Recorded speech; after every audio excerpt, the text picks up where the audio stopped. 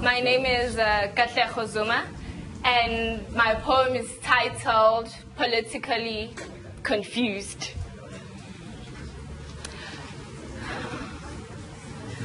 Fat nation, big fat nation, call it obese beast, heavy with an unhappy mass of particles. Then they say, have your say? With my thirsty, breadless, roof-challenged mouth, what do I do then? Do I help Ubaba Tolumshinu wake? Maybe that's the tool to heal me from the disgusting irony of vote ANC for a better life on my grandmother's shack. On my grandmother's shack? Or do I join the West, buy the Cape, and walk blindly past the unchanged Kailisha and sing along to Mom Not Racist tunes, or that beat has long lost its melody? Take a seat, Grandma. Or maybe join the new struggle for economic freedom, following the red berets, hiding a mind of deceit and talking deception, of fraud, corruption, money laundering. Tell me what to do. Tell me what to do when above I can't trust, beyond I can't see, and below I just can't stay anymore. Tell me what to do. Tell me what to do when I'm being promised landscapes and nothing lands on my African hands. You see, that's the thing about my country, South Africa. It's a beautiful, wealthy woman walking on crooked hills. You see, that's the thing about inking a ballad of paper in my country. You just have to make the better bad decision. Thank you. Crooked! Crooked! I hope you guys are registering to vote. Teachers, if they're over that ages, got that IDs, guys. Register, vote, make the right decisions. Let's go. All right, another high score for the day. You got an 8, you got an 8.0, you got a 9.5, 9.2, and an 8.9. Let's hear what you got with your duet, Sir John Adamson. Vote, guys. You see, a vote counts. Vote. Good morning to everyone. My name is Brandon Mbuzi, and our poem is titled It's Nameless. It's nameless. You'll title it after. Okay. Now, as a poet, politics is a subject I love to hate. In my opinion, ballot papers are just material that we waste. Both a waste of paper and waste material, by the way. So I'll switch it up a little and aim at politicians for today. Now, I don't follow the stuff. Not because I'm young and immature. I've figured out that sorry. Okay, sorry. Can I please stop that now? Yeah.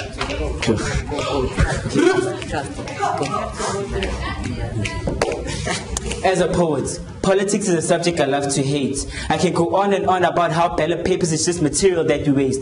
Both a waste of paper and waste material, by the way. So I'll switch it up a little and aim at politicians for today. Now, I don't follow the stuff, not because I'm young and immature. I'm mentally wise beyond my years, man. I'm like 74. I just figured out that my brain, that source, just finds this topic an utter bore. So today I'll keep it basic and make fun of about 4. Did you know that every day it snows in the Western Cape? Although there are more black faces than ballot papers. As old as I feel, but my looks preach a different tale. I've got a bleached layer of leather covering my scales. My voice is as burnt as my brothers and sisters, which you people use as fossil fuels. I'm the original Godzilla, Helen Zilla, and my shoes have grown roots. Okay, now I'm too white for the fence-jumping pit bullies to blacks. The only reason I joined politics is because I lost a bet. I'm that little boy with explosive ideas like the deeds of Robert Oppenheimer. Hiroshima. And you've probably seen me on nappy ads. Because my mom says I'm not old enough to wear big boy pants. My name is Julius Malem and I can count up to the numbers of fingers on my left hand. Okay, now I'm a female politician who eats textbooks for lunch. Why Limpopo screams, feed me, feed me, feed me what is mine. I hold the key to education while the doorless frame is in between my teeth. I've induced many choo-choos to try again. No, wait. I had to stop children's education to bring them to school, and I've induced many choo-choos to try again. Now I'm opulent. Thank you, Jumitecha. Now you can take a seat.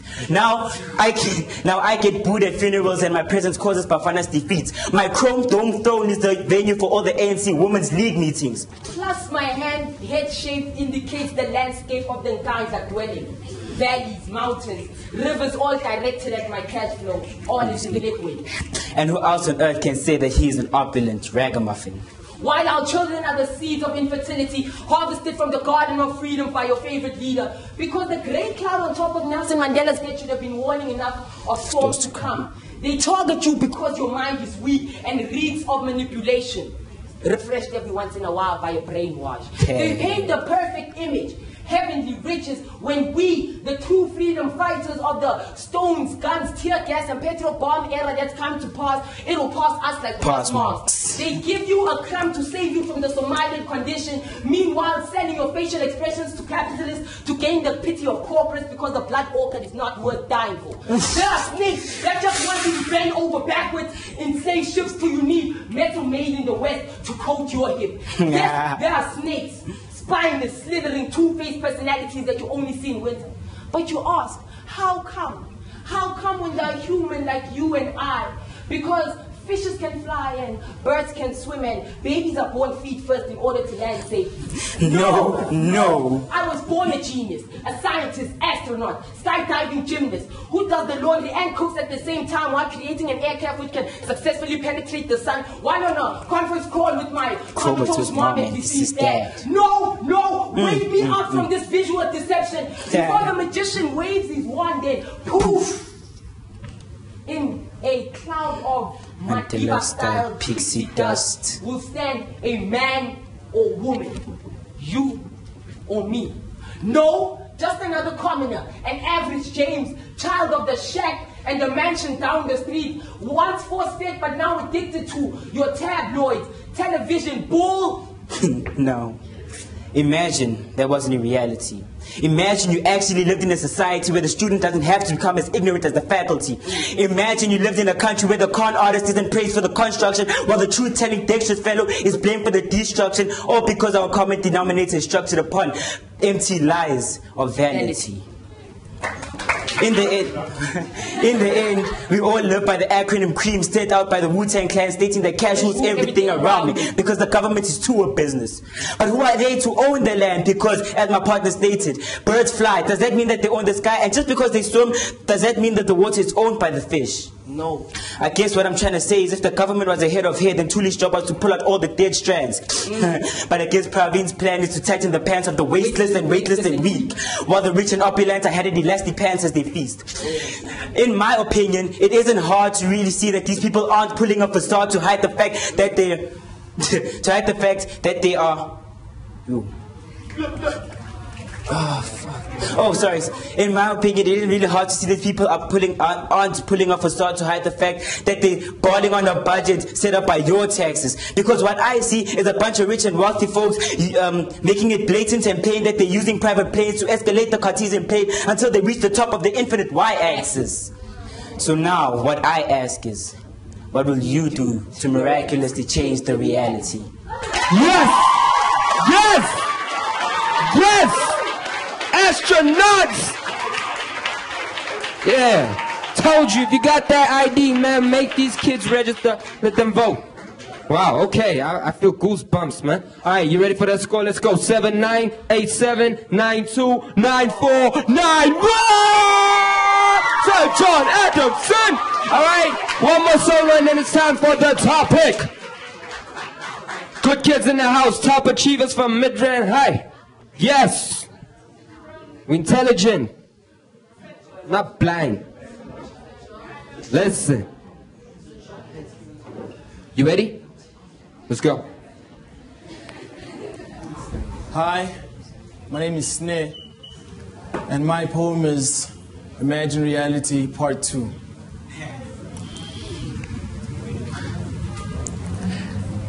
I am a sinister stricken, I am beyond the almighty. I create souls to the dead corpse within the cemetery. Using the mic, I managed to break free from a civil war chemically. The fist fights are rock, paper, scissors to its fullest energy. Scrape through the pistons of the rivers, only to find my skeleton long and narrow like a javelin. Hammering through these war zones with verses of nuclear bombs. I am a walking I am a walking imagination of such a contradiction. Call me Zuma. Hypocrisy is my second name, straight after Jacob. I wake up every morning to find all of my baby mamas feeding daddy's little angels with e-toll money. It's funny. It's funny because no one believes me when I say that Nkandla is just a presidential suite. When I know that the security is so tight and so expensive, not even Chuck Norris can break into it. When I know that it's just a misapprehension. My son crashes a Porsche, it's okay, we'll immediately replace it. No, scratch that, we are the Zumas, we might as well upgrade it. And somebody tell Juju to stop it with his juju, because what he speaks is truth. Although he speaks it out of anger, it's still what the country wants to hear. But I'm not saying his ideas of socialism is great. I'm just saying, ever since Malema has been kicked off the gravy train, to the illiterate, he seems legit. Well, birds of the same feathers flock together. And in this case, it's a fleet of dodo birds with red feathers and red berets. But how as a country do we progress when the ANC is playing the ruling party game like rugby, moving forward and back and forward and back and forward and back? And how do we as South Africans live when I, your President Jacob Zuma, seek higher power? How? When I, your President Jacob Zuma, hasn't got a matric, but I still seek a higher power? Although I got booed off a stage at a funeral, I still seek high power? For that, I will increase the electricity level at Nkandla to a higher power, causing load shedding for the rest of the country in July. Don't cry, you brought this onto yourself.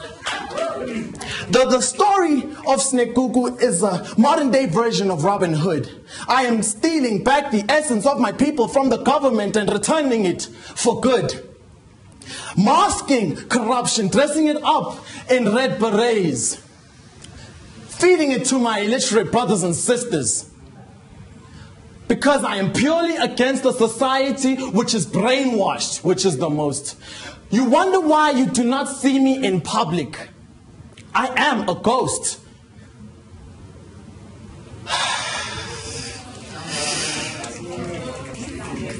I am a ghost. I have nothing good to say to y'all, nothing to boast, so I might as well throw an expensive party and vow while I'm making a toast saying, I, President Zuma, vow to bring this country down to the ground like Zimbabwe. And if I fail, I'm gonna ask my best friend Bob Mugabe for tips. Because I've realized something. How Mandela created the legacy. He created the nation, figuratively. Unlike I, your beloved President Jacob Zuma, who took that metaphor literally. One word, hashtag and out. What? Oh.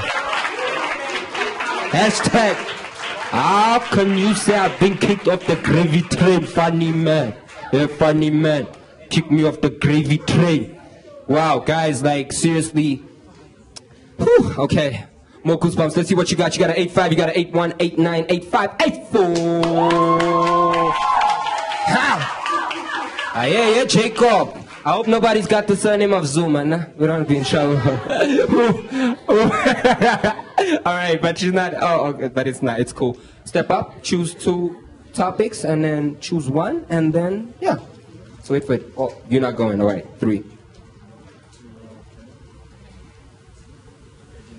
Okay. Stand at the back.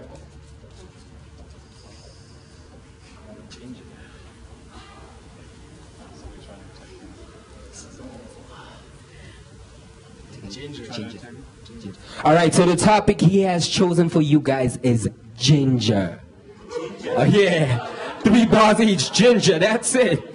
Ginger Trail. All right, Ginger's kind of he's the hottest rapper. Okay, one of the hottest in SA, right? He's the only verified rapper on Twitter. So. But I'm ending it. Ginger Trail. Yeah. Ginger. You don't know Ginger? The cheese up. Oh, that's Ginger. Right. That's a dumb song. Right. I may be the first person to speak, but the first 3 letters of ginger will knock you out. Gin. Right. Same way how the quetza at the back of your throat is also gonna knock you out with the ginger beer. Do fear. Do fear because I, the gingerbread man, is being chased by the Oma and Opa, which is the society. Yes, the same society who comes to my house and collects money, which I occasionally steal to buy myself some ginger ale. Trying to use up ideas and giving us slang words, trying to say that, oh man, whoa. Trying to give money a slang name and call it ginger because it's not something cool and swag these days. But it could be cool and swag if people with albinism weren't actually blonde, but their hair was ginger. Because for a ginger, I'm quite confused. Am I a fruit or vegetable? Tomato.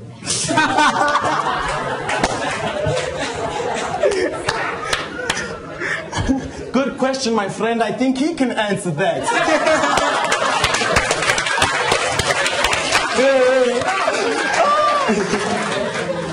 You know what? Ginger, you decide. Hashtag and out. Give it up for Sir John Adamson! Ginger! So we're looking for, remember, take it from the last words. You be nice. You be nice. Alright? Alright, you got a 7-5, you got a 7-0-8-0-7-8-7-4 Ginger! Madrid, how you up next? King David Linksfield, can you step on up after Madrid? You guys go up. Thank you so much.